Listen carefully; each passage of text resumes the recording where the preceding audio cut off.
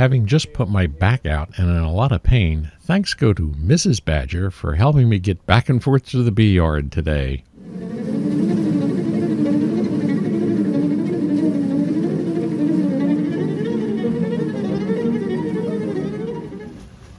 Although I didn't cover it in today's video, I did take a peek in our other hives to see exactly what was happening during our honey flow.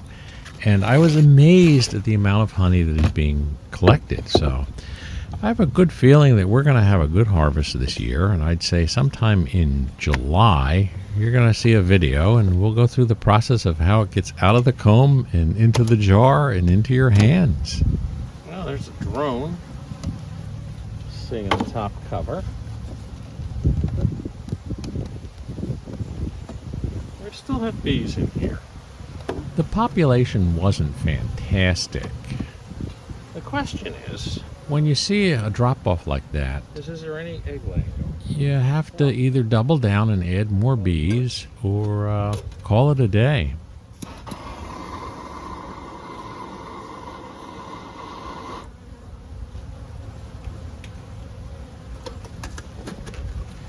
Gonna give them a little smoke. Actually surprised there's this many in here, but you never know what's going on.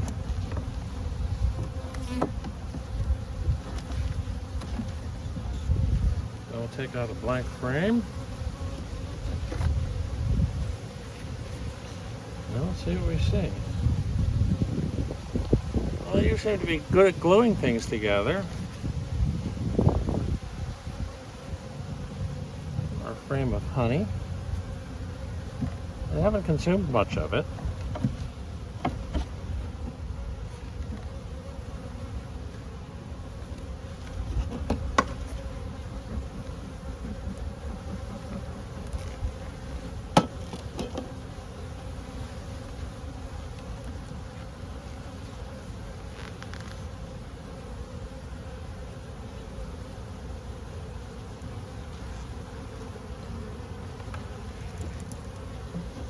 Well, there was our queen.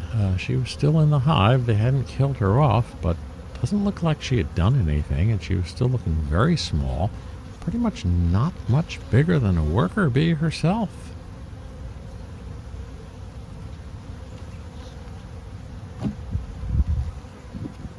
A queen that fails to mate can be really no better than having a queenless hive.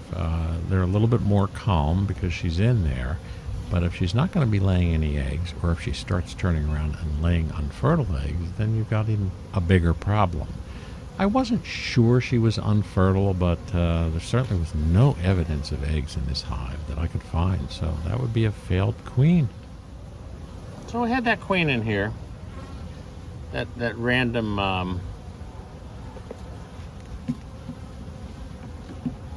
virgin queen we ran into, and we threw it into a nuke, see what would happen.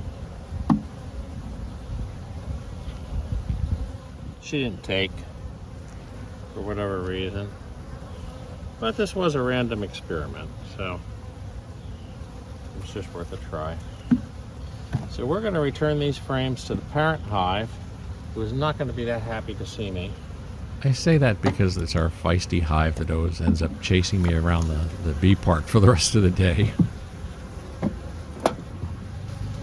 All things considered, they were actually kind of mellow today. We're also going to be looking in this hive to see if we see any sign of eggs or larvae.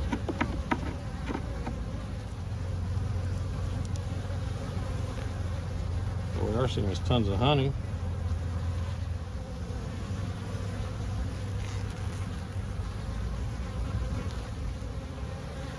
Generally not seeing anything that looks like brood upstairs, so I'm going to go right downstairs. Most importantly, I wasn't seeing any drone comb or any crazy laid-in cells. Sometimes when you have laying workers, you'll end up with more than one egg in a cell, and sometimes those eggs are kind of like at an angle or not really laid where they should, or where a proper queen would lay them. So the fact that we didn't have a infertile laying queen or laying workers was really, really a good thing.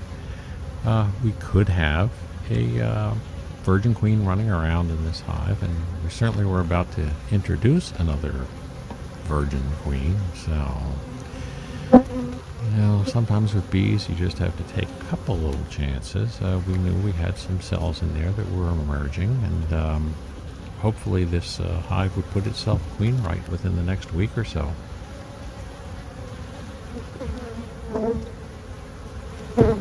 So for now, I would take the blank frames that we would put in last week out, and I would bring in the frames that we had over in our experimental nuke back into this hive and see what happens.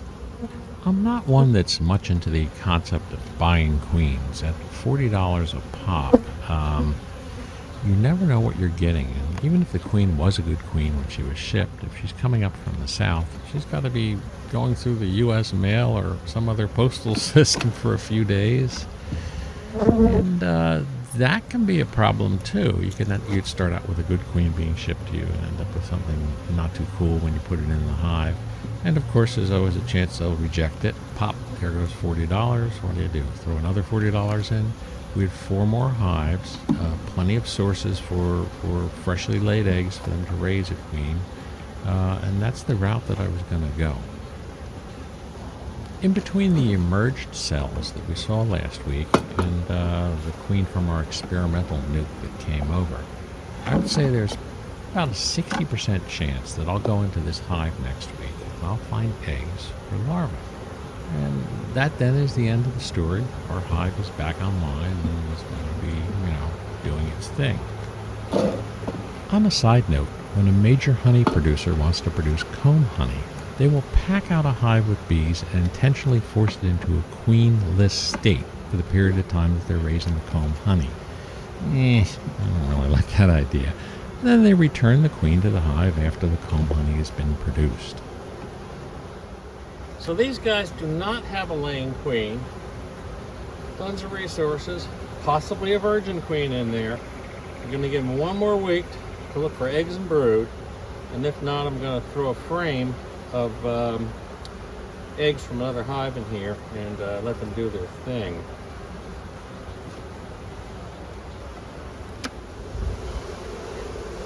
I'm going to take a quick peek under the screen. See if there's any draw out happening. The answer there is a big time yes. They're really going wild putting honey up here.